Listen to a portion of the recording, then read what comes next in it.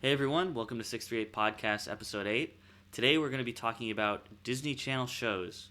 I'm joined by Ben and Shulman, and this is part 3 in our series of our childhood, I guess the big 3 childhood cartoon channels, which was Cartoon Network, Nickelodeon, and Disney Channel.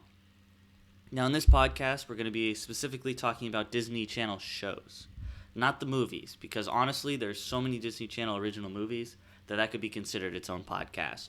So, we're just going to be focusing on the shows and what made Disney Channel so popular. Now, I thought what was really interesting when I started looking at the shows that were really popular, as opposed to the ones on Cartoon Network and Nickelodeon, especially in the beginning. A lot of them had a female lead character, or at least the majority actually were female main characters. Now, I want to throw this over to Shulman. Um, what do you think about this pattern? Do you think, in my mind, I think they were trying to appeal to girls, I guess, more than the other channels were because they really didn't have that many shows, especially in the early 2000s, that had a female main character, as opposed to Disney Channel, which had almost every show had a female main character. I definitely agree with that. Most of these shows did have like female leads. I think a big part of that was that they had a big emphasis on music. Disney's always been very big with like musical numbers and singing and dancing, and so a lot of those earlier shows I feel like had a lot of that stuff going on. So that they had leads who were more like, appealing to people who like those kind of things. Yeah, yeah, definitely. Did you notice that trend too, Ben, or how'd you feel about that? I agree with everything I said. Um, I'm trying to think. I mostly, yeah, I think you guys covered most of it. Yeah, okay.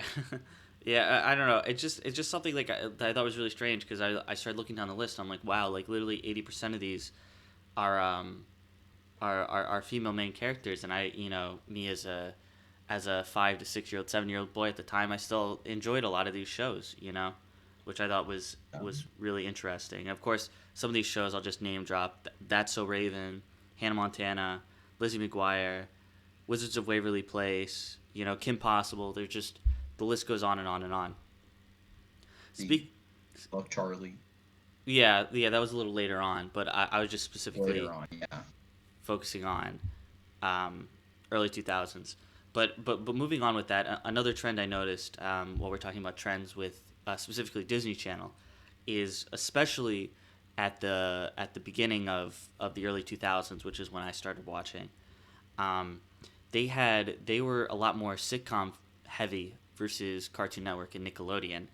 Um, I thought this was particularly interesting because, as I said, the other two channels weren't doing this.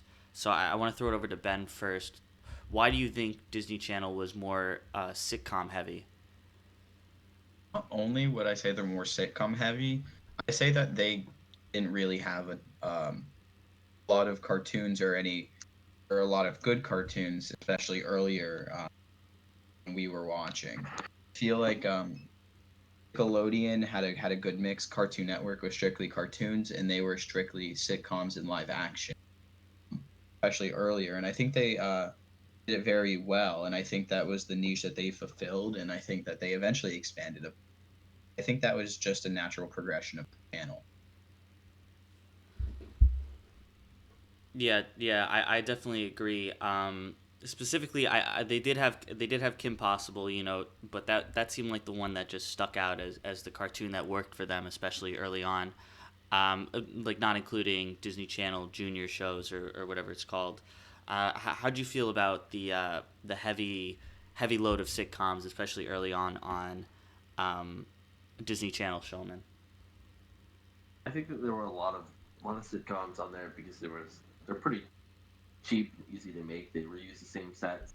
Animation's pretty expensive, and so they only like animated shows that were like they were really confident in that were going to be like sure hit. Something like a Hannah Montana that could put out a new one every week, and they're going to the same places and doing the same things, and well, it's really cool. It's a good show. It's a lot harder to do that kind of stuff in animation. So I think that's why they did a lot more of that, and you know, diversify themselves from their competition that way. Yeah, yeah, I definitely agree with that. That definitely makes a lot of sense to me. Diving a little deeper into some of those shows, I wanna talk about one of the I guess one of the older shows, or one of the first shows that I started watching on Disney Channel when I started flipping to it, and that was That's So Raven.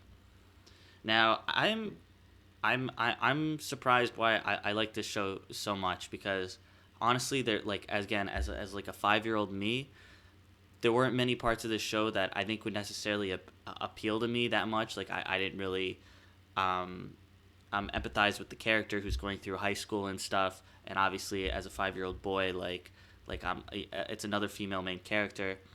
But I just enjoyed the show a lot. I think some of the reasons why I enjoyed the show was because everybody loves superpowers. You can talk about the Marvel conglomerate that's going on right now, that just how much people like people that have special powers or whatever.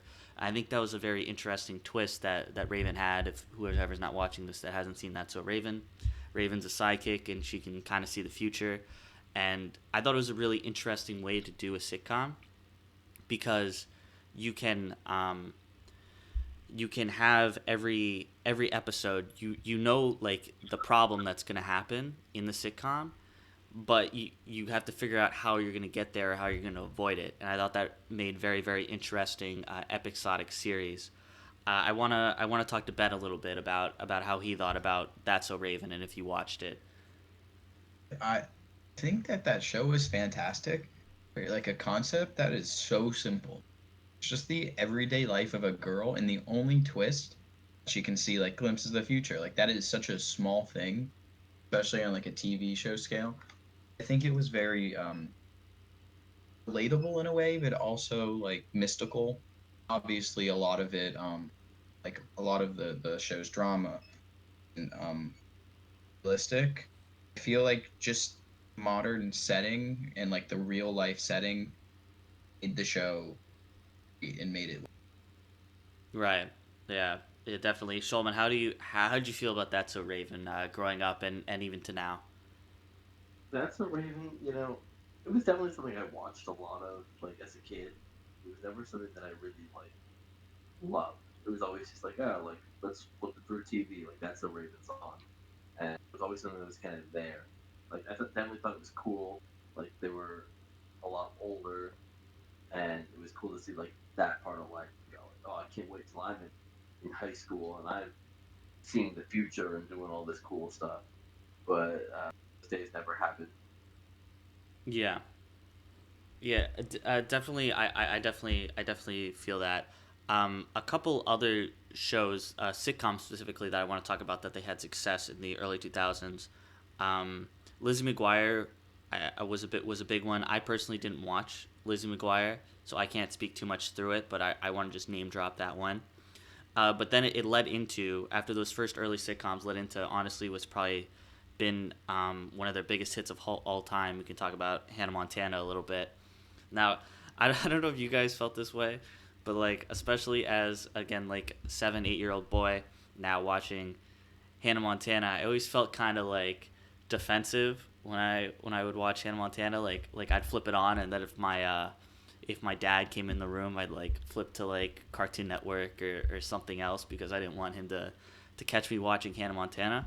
But it was actually very, very entertaining for what it was. I want to throw it over to Shulman first. How'd you feel about that show in particular?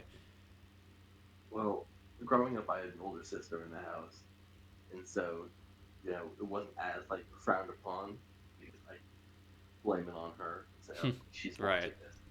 And, like honestly, like half the time I watched it was because like she was watching it. It was on. And I was just hanging out there. Yeah, and how'd you feel about the show? I definitely liked it at the time, but definitely like going back on it as an adult now and seeing like it was a lot smarter, a lot funnier, and it was like the wacky shenanigans that they get into, and were really funny. I just still don't get how people like. It was very easy to figure out who Hannah Montana was. Yeah. and they never like. Well, Honestly, the thing listen, that nobody knew until she told the world. She had the best of honestly both worlds. the thing that confuses me the most is no one. They make it this whole thing. She's living this double life. She's got this secret, The double but life no of a one in the show. superstar. But no one is ever trying to figure out. They never try to go, oh, who's Hannah Montana? Who is that underneath that wig? They all think that she's a real person whose birth name is Hannah Montana. No one, you know what I mean? Like, no one has ever tried to look into who she actually is. Yeah, yeah, definitely. I want to throw this It's over. a big secret, but it's not really a big secret. Yeah, yeah. Okay. Besides the obvious, I guess you could call them plot holes of this show. I want to ask Ben a little bit. Like, again, even from an outlook from inlooker, why this show I think honestly was one of their most popular shows. Why do you think this show was so popular, Ben? I honestly think it's because the music. I have two sisters, and You the show is sorry you cut on out a little every bit. You said day. music was what you were talking about. Yeah, Okay. yeah. I think it's because they have very memorable music, and I think they just appealed to the right crowd at the right time. I feel like a lot of TV show music TV shows were being put on the air at that time, and I think Hannah Montana probably was the first to even start that trend. I can't really think of any Yeah. musical shows before that especially launched like the career of a celebrity like Miley Cyrus. And um, I think back at the show with having fond memories of it, but it's hard to remember. But if some of the songs come on, it's surprising. Like I know almost every. Mm-hmm. Yeah, no, I'm definitely the same way as you, which I'm very surprised every time the songs come on. I'm like, why do I know all these words? Like what's going on?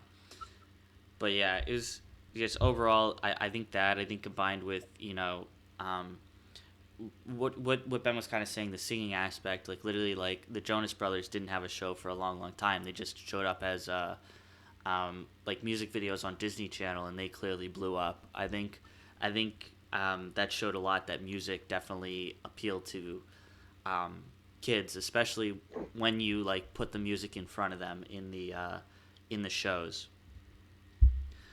Moving on a little bit, still on this sitcom trend for a little longer. I want to talk about another one of their very very monstrous big shows that was one of their smash hits. And I want to talk about Wizards of Waverly Place. Now, I again, thought it was going to be past the plate. no, not yet.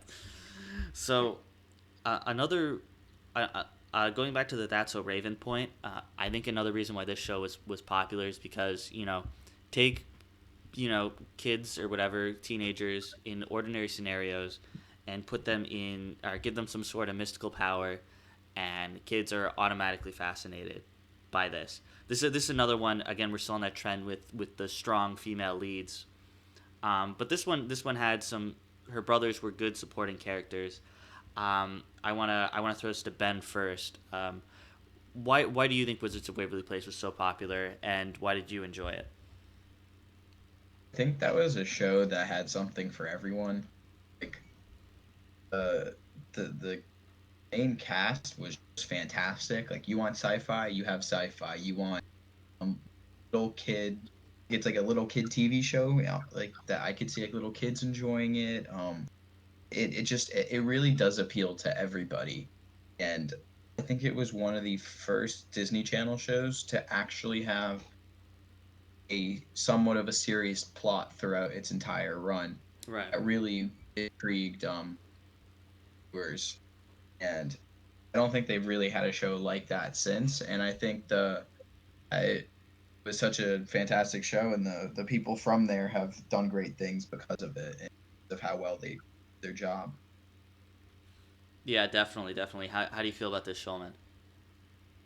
I think a big part of it was that it just kind of came out at the right time. Like Disney Channel was doing very well because of all the High School Music, not High School Musical, a bit of High School Musical and like the Hannah Montana craze. Like things were really big there, and it was also coming out like towards the tail end of like the Harry Potter movies, and so there was like a void for like young kids doing magic, and they took a lot of like they referenced the Harry Potter series a lot with a lot of the characters and plots that they had on there. So I think like they just were in the right place to make a good show. I really enjoyed it. I think that like a lot of the magic was really interesting and like unique, and they got the like fun situations with it. I really like the episode where they go into her diary. I thought that was really fun. Hmm. And the other episode I really like is when they find out that their uncle is Shakira. Yeah, it's yeah, overall I think you brought up a really good point, Shulman, about like I never even thought about like that Harry Potter was going on about the same time, or it was ending around that time or whatever. And so you had this I guess a proven craze that people like magic and like kids having magic. So they're like, "Oh, let's just take this cuz we don't own Harry Potter, and let's make our own little obviously lower stakes, less serious kind of magic show." Um Yeah, I had never thought of it either, but then I was like, I've been thinking about it a lot, and I remember like especially like, as it went on, like they really copied a lot of things from Harry Potter. That they had their own wizard school with their own kind of version of Dumbledore. The mhm. like the I forget what they call it, like the big tournament that they do at the end to like figure out who the family wizard is. Yeah. They pretty much like copied that straight out of the Triwizard tournament from Goblet of Fire. Mhm. So I noticed it like, oh, like right as Harry Potter was ending, like there was this other wizard show for people to watch. Yeah, and obviously that there are a lot more shows that a lot more sitcoms that Disney Channel did. Obviously, those are sort of the big ones that I wanted to cover right away. But we're going to talk about more later in the show.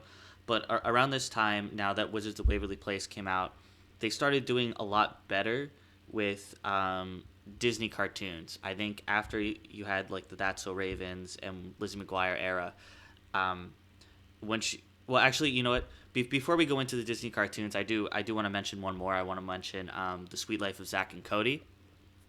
This was this was the one that was probably my favorite for a long time for multiple reasons. One, it was obviously, as I said, I was a 5 6 year old, and it had the this was one of their honestly one of their first sitcoms with or one of the first very successful sitcoms with male main characters, which were obviously the twins Zach and Cody. And it was one of the sitcoms where they had started with younger kids being the main character, which I thought was interesting because everybody else was sort of in that teenage age, or even like in 20s pretending to be a teenager. I think it was really interesting that they're like, hey, like let's just do a sitcom, and our audience is kids of this age. Let's just put a kid in front of them and see if they like it. And I think people really liked it a lot. I want to throw it over to Shulman first. How'd you feel about the Sweet Life of Zach and Cody, and what made it such a phenomenon? You know, as you were talking right there about how they were the only time out of all of them to really start with the young kids, like as the lead. I was thinking about Hannah Montana again, and the brother on that show was being played by a 40-year-old man Yeah, at the yeah. time. He was trying to be 16, and that's hilarious. But Zach and Cody, I think it was really cool. It was a really unique idea of like these kids living in a hotel. Like I don't really know who could have come up with something like that. Hmm. I mean, it's not original, but like oh, like it's a really neat premise behind the show. Like they all the shenanigans they get in, and I like how not only were they did they have friends their own age or like a little bit older from school and stuff, but they were friends with like all the employees around the hotel, and kind of made a family between all these like random people you wouldn't think of. Especially like for a kid at the time, like you don't really think much about like the maid at a hotel that you might have stayed at one night, or like the girl who works at the candy shop there. But they're all like real people and they've all got stuff going on. I thought it was really cool. Hmm. How'd you feel about the Sweet Life of Zach and Cody, Ben? I put that number one. Um, Were you saying you I had that number one on your list? Is that what you were saying? yeah, I put that, and I just coupled in Sweet Life on Deck because they're the same show to Hmm. me with just a new premise. Yeah. Um, I just think the chemistry between the two Sprouse twins just hilarious, and they were young and they going on for a few years, and it showcased them like growing up a little bit, and it was very fun, and it was a lot of I just have really good memories of watching the show. Actually, Tisdale's on that, did fantastic, and a few other um, famous celebrities. And that show, I always watched it when it was on. Yeah, I was definitely in that same boat as you. I think I watched Sweet Life of Zach and Cody the most. Definitely early on. Okay, I get it. Same boat. Because Sweet Life on deck. Oh, very We live funny. on a Very, boat. very, very funny. Uh, Yeah. And uh, okay, okay. I totally forgot what I was gonna say. Let's just moving on. Wait, I have one more sitcom that I just want to name drop. We don't Oh, need to talk we're, about. we're gonna you can name drop it. We're not done talking about sitcoms, but you can go ahead and talk about it. Corey and the Hat. Yeah, so I was gonna get to that a little bit later. I was gonna talk about how like um some of the sitcoms they did a good job like kind of doing sequel sitcoms. So I was gonna talk about Sweet Life and Corey in the House, but you can talk about it now and like how did that show like what was the premise? You can talk about it. I have no recollection of anything about that show. All I remember is that I loved it, and that nostalgia just does it. I actually have no memories of it. Yeah, so what the Corey, go ahead, Shulman. Corey in the House was a very unique show. It was a spinoff of That So Raven. If you remember from earlier, the girl who's a psychic can see the future. She's gone off to fashion school. Her brother and her dad. I don't remember where her mom went. I feel like her mom also went to college. But her brother and her dad move into the White House because the dad is the new personal chef to the president of the United States, and everyone knows that the president's chef and his family get to move into the White House for free, Of course. and they go on all these adventures and shenanigans, like the president and the president's daughter, and like his friends from school, and literally like it's all nonsense and it's ridiculous that any of this would ever happen at the White House. But honestly, some of the stuff in the show is probably more believable than what's actually going on in the White House today. Yeah. Yeah, not to get too political, but Not to get me you political, just but brought up a good point, which it reminded me of what I was going to say earlier.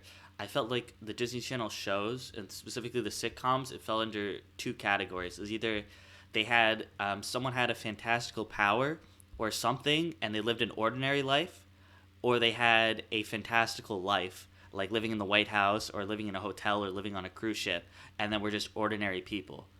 I feel like every you can pinpoint every single show they had, and like they popped into either that cat like this or that. I thought that was really really interesting. That I just kind of connected that in my brain. yeah, Just pass the plate. Yeah. I'm moving on a little bit now. Now I want to talk about Disney cartoons for a bit because what I was trying to say is like after the first few sitcoms started rolling in, they started getting some actually pretty good shows. Besides obviously Kim Possible, which sorry to all the Kim Possible fans, I did not watch that much. It was a little too I think I was a little too young for it at the time. So like I felt like at that point in time I went for cartoons like because Nickelodeon and Cartoon Network were just killing it. I just preferred those. But then we got well I just want to name drop some Kim Possible, Proud Family, American Dragon, Jake Long. Um, those were a few that I thought were interesting.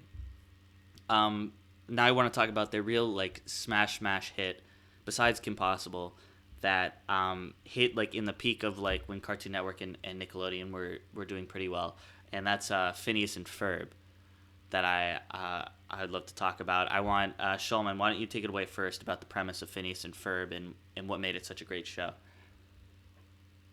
um, Phineas and Ferb, just like the theme song says, is 104 days of summer vacation.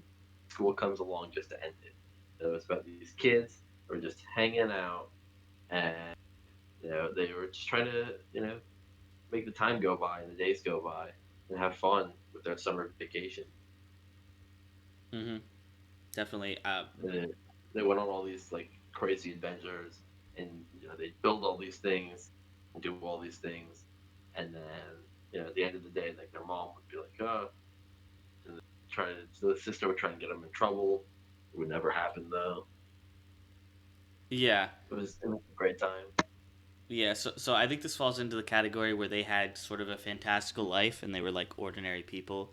Like they, it's seemingly like that they have an ordinary life, but in reality they go off on these like they build these crazy things. Like one day you'll be fighting like making super luxury tree houses that end up boxing. They're the fantastic people in the world. Yeah, and like another day, they'd be making a ski slope in the summer or in winter, as they'd say. Um, Yeah. Yeah, and one thing that I wanted to point out, or maybe Ben could talk a little bit about it because he talked about this earlier, is like one thing that didn't necessarily make the show great, but that kind of solidified it was they ended up having an original song in almost every single episode. Ben, Sometimes even more than one. yeah, sometimes even more than one. So Ben, you want to talk a little bit about your experience with Phineas and Ferb and how you enjoyed it or not? I just need to add one thing, and it's Shulman has tried to explain this to me. How come Doofenshmirtz was just never locked up? Okay, besides that point, um, I had 104 days, and they made the most of them. Yeah, they made like And five I seasons think of that them. yeah, they made way more than 104 days, but um, I think that the show was just really appealing because we've all had those days and those summers where we're just sitting around and wanting to go do amazing things and just bored in the house, or we go outside and there's not much to do. Then to talk about on the music uh, facet of the show, a lot of the songs were very catchy, and while they weren't sung by professionals, they were done in the characters and the voice actors Hmm. in those voices. Um, I think they just appeal to the spirit of being a child and being free to do whatever you want. And Ink Got Rhythm is a banger. Of course, of course, of course. Love Handle, best band, on Disney Channel ever. Um, look, And yeah, yeah, yeah. I think that pretty much you sums nailed it it. up. You nailed it. Yeah, I was gonna say, overall. and the grandma Oh, of course. that episode. Overall, Phineas and Ferb, great show. If you've not seen it, like get Disney Plus, go watch it. It's a great show. Even like we've been running, been watching a little bit of Phineas and Ferb, casually, like over dinner and stuff, and it's still fun to watch even now. Moving on a little bit, I just want to mention like they had some newer shows that were also pretty decent. I think Fish Hooks was an interesting concept, and Gravity Falls I have not watched, but I've heard very very good things. I heard that was also a smash hit, but once again we're all kind of in that 20-year-old range, and we started kind of drift off on those kind of shows and cartoons as you get older, which is kind of sad, but you always have nostalgia for certain shows. Moving on to other cartoons that I noticed another trend when I was looking through the Disney Channel catalog of cartoons slash shows and sitcoms they've had. One thing that's interesting is what Disney Channel did. They tried to take movies that they made and then continue after the movie in a show format. And there were two that stood out to me that were actually pretty entertaining shows that were pretty popular at the time on Disney Channel, and that was Lilo and Stitch and Emperor's New School. Now, you guys can talk about the shows a little bit, or you can talk about just the concept of transferring from a movie into a show. Like what made that idea so interesting, and why were these shows enjoyable? I'll start with Shulman first, if you have anything to say about that. I think it was just really interesting because like it was a really cool idea. I'm a big fan of like shared media, and so like seeing these characters like on the big screen and the small screen was always really cool, and you always get to see like a really big adventure of all these characters and what they're up to, and then like a smaller thing where like they're day to day, and so I really like that dynamic. Yeah, definitely. How'd you feel about how'd you feel about that concept, Ben, of like transferring from a movie, like a one-off movie, into this cartoon format, and like, Um, do you think people should have done this more? I think if people want to see more of the characters and there's more story to tell, it's fantastic. But I don't think that networks should necessarily specifically try and chase that. I do think these two shows, or those two shows that you mentioned, were fantastic. Particularly liked Lilo and Stitch more. It's nothing against Emperor's New School. It's just that I watched more Lilo and Stitch when I was younger. Hmm. There are multiple movies I've seen them all multiple times, and just more memories of that show and were yeah. Yeah, I think that's kind of funny that you you really like Lilo and Stitch and you really like Moana. I think that's kind of interesting. But um, I don't moving on, like Moana. I like the songs. I like the songs. Okay, moving on a And little bit. Moana's not a bad movie. Yeah, just Shiny is the best song that Disney's ever made, right, Shulvin? Shiny, Shiny is the worst song that Disney's ever made. Sorry, I think you cut out there. I think you said best, but I wasn't sure. So Worst. okay, moving on now.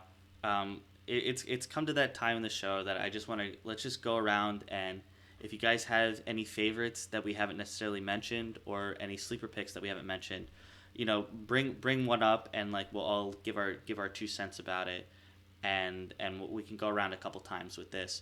Um, I want to start with Ben because he said he has a bunch of different honorable mentions. So what's one that we definitely missed talking about that you want to talk about first?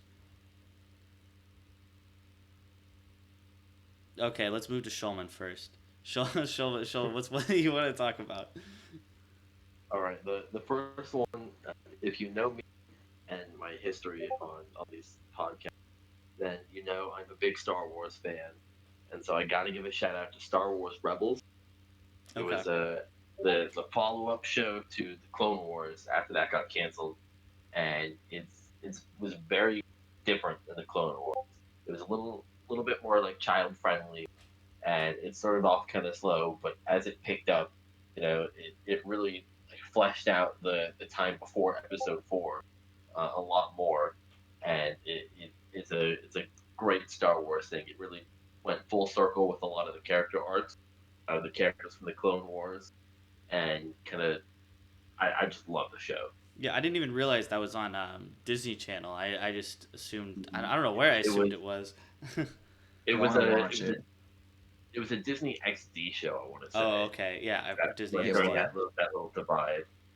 But it's all on Disney Plus, and I definitely recommend like giving it a watch because the first season starts off pretty slow. It's a little bit of a slog to get through, but one very important thing that like I've learned while watching that show is that there are no filler episodes. So even if something feels like it's kind of fillery and not really important to the overall story, like by the end it was somehow paid off later on. Yeah, I remember you saying earlier like that. I watched The Mandalorian. I have not watched Rebels, and I've watched the majority of Clone Wars, but not sequentially. Um, the show writer for The Mandalorian or one of the show writers was from Rebels or whatever, and they do a really good job at connecting, um, connecting every episode, making every episode seem like they have purpose, even when at the time you're watching this, you're like, oh, like this is a one off adventure, like no progression happened, but always they try their best to make everything have a purpose. Now I want to Exactly. I want to move back to Ben because he was muted the first time that I tried to throw it over to him. All right, Ben, what shows do you want to talk about? Sleepers or favorites that we forgot to mention? okay. Um, Start with the Proud Family. Okay. The Proud Family was literally just a sitcom, but animated. It was just the average day of an average high school teenager family, and it was fantastic. Yeah, I briefly glossed over the Proud Family. I gave him a quick mention. I did end up watching the Proud Family, but like loosely, and I just thought it was really funny because I thought the grandma was amazing, and I think that was one of the reasons I watched it. I don't know about you, Shulman. I watched a little bit of the Proud Family. The one like main memory I have from the Proud Family is I remember bits and pieces of the movie. I want to say there was a movie, Okay. and there was one episode I remember where they're celebrating Christmas and they invite this other family to celebrate Christmas with them. And it's all nice or whatever, and the other family's like, oh, like, let's celebrate Kwanzaa next. And then they go to celebrate Kwanzaa, but they don't. The Proud family doesn't realize Kwanzaa lasts for like 6 days, and so they're like, the dad I remember is getting very annoyed that this other family like keeps trying to hang out with them, celebrate Kwanzaa, and I, I didn't really know what Kwanzaa was at the time, and I thought that was pretty cool because I got to learn about Kwanzaa. Yeah, yeah, definitely. I'll throw it back I to have a Ben. few more. Yeah, go for it. Yeah. Mickey Mouse Clubhouse. Okay, yeah. So Miska, Muska, Mickey. okay, so I'm glad you mentioned this because, like, again, I believe what was the Disney? Was it Disney Junior? Or what did they call it? Disney Junior. Yeah, it was on Disney Channel. Yeah. So Mickey Mouse Clubhouse was obviously an early show for But no, that wasn't even like for us. I feel like we just enjoyed it. Yeah, so I was in the same boat. I don't know if you guys felt the same way. Like I was probably like 7 or 8. Like this show was definitely not for me. But I would flick it because obviously, you know, when you wake up early, when school's early, elementary school is early for me. I know it's early for a lot of people in the country. Like during the early morning, it's Disney Junior's on if you click Disney. At least during this time in the mid 2000s, and it would always be Mickey Mouse Clubhouse that's on before school, and I would just watch it all the time. Like even though it was literally like the Disney version of Dora, like I would watch it and I enjoyed it, and I don't know why. I don't know how you guys felt about that. Shulman, when did you watch it? I probably watched it at the exact same time you did. You know, eating my Eggo waffles and getting ready for a nice day of education at school. I definitely really enjoyed Mickey Mouse Clubhouse for the short periods of time each day that I'd watch it. I learned a lot about counting and colors and shapes, and that was the inspiration behind me trying to learn the Trying to Mickey go to Mouse college, yeah. impression. Oh. Yeah. That was where my Mickey Can Mouse I impression came from. Yeah, go for it, Ben. And I can just quickly name a few shows because I have a lot more. Yeah, go ahead. You Shout them would out. not. Just shout them out. Okay. Have to do Pass the Plate a third time, bring it up a third time. Mini series where they would just go on and then eat different foods for like minutes and you thought it was a commercial. And we have Pair of Kings in it, American Dragon, Jake Long, Michael Rock, Muppet Show, and Even Steve. Yeah.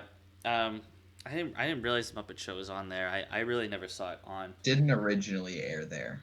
It aired in like the 70s. It was on ABC, I believe. It was also owned by. And obviously, as you said, Even Stevens was another one of those early 2000 shows with Shia LaBeouf, who was a megastar for a bit. Now he's kind of fallen off the face of the earth. But yeah, there was another one at that time too, Phil of the Future, which was that was one of my sleepers. That was another big show at especially early on 2000s, where had this guy who was from the future and he's living in the present with his family, and they do some future stuff, which was cool. One more thing that I just briefly wanted to mention. Well, first, Sunny with a Chance, which I thought was interesting because it had it was kind of like that thing where they took a movie and then they took the success that Demi Lovato had from Camp Rock and transferred that star power into just giving her own show. I think a lot of people initially tuned in because they liked her from Camp Rock, because Camp Rock was a big hit. But I just briefly wanted to go over that because I know we talked about a lot of sitcoms. There was, unless you know it, if anyone wants to talk about it, yeah. The one thing that I wanted to throw in there was that at one point Demi Lovato ended up leaving the show for some reason. I'm not entirely sure why. Drugs. And they made a spin-off. So the whole point of the show was she's this girl joining like a sketch comedy show called So Random, and eventually they made a spin-off that was just the actual like sketch comedy show that they were on, and it was never very funny. Yeah. Yes. I agree. That's all I have to say about it. Yeah, It was not fun. that was so weird when they just had like the So Random show, which was like the show that she's supposed to be on. When they just had that airing, it was so bad. Uh, Very bad. but moving on, the last thing that I wanted to talk about on this podcast was we had everybody, Ben Schulman, we had a warning, okay? There was a warning about what was to come. And by what's to come, I'm talking about TikTok, and that was Shake It Up, was a premonition of TikTok coming in the future, and we all didn't notice. Now, looking back on this show, that was about, I don't know. This was like a weird time for me. This was like 10, 11. This is when you're starting to get on that cusp. Like, I don't know. And there are these just two girls that like were at high school, and then they just like were dancers and liked to dance, and would like break out into dance sometimes, which I thought was an interesting concept. But like I took my deep dive looking back at these shows. I was like, hey, like, I think some people got some ideas for TikTok and Musically like right after this show popped up. I want to get your thoughts, Ben, about this travesty. I wouldn't be surprised because Musically is in TikTok in China and Disney Yeah, pretty much is in bed with China. Sure. um, um, sorry, you cut out a little bit there. I wanna move on to Shulman and get his take. Yeah, it wouldn't surprise me if like this was the inspiration. I actually kind of enjoyed the show a little bit. Like I thought it's kind of different. Most of the Disney shows that were about singers. This one's about a dancer. So it's like, oh, like that's kind of neat. It brought us Zendaya. Like that was their first like big break into like pop culture and Hollywood, which I cool. But that's all I'm really gonna say about the show. Yeah, I didn't even think the show was like super popular, but it both people blew up from this show, and it was just so random. 'Cause a lot of people blew up from Disney Channel, but like I didn't think this show was super popular. But like Zendaya and like Bella Thorne like both like blew up, and I don't understand. But um, I yeah. remember watching it. Two of them. Sorry, what were you saying, Shulman? I said I like the two of them. I think that they were probably like the best part of the show. I think their chemistry was pretty good. I just like besides that, I just don't really have much else to like that I think about the show. It was just kind of there. Yeah, I definitely agree with that. Okay. Well, that's kind of everything that was on my agenda. I want to thank you, Ben and Shulman, again for coming on this podcast. And if any of the listeners would like to see more of Ben and Shulman, you can tune in for more episodes of 638 Podcast, and that's where you can find them. Other than that, thank you everybody for watching episode 8 of 638 Podcast. We're streaming on Spotify, Apple Podcasts, YouTube, whatever. Subscribe, like, blah, blah, blah, blah, blah, blah, and we'll catch you all next episode.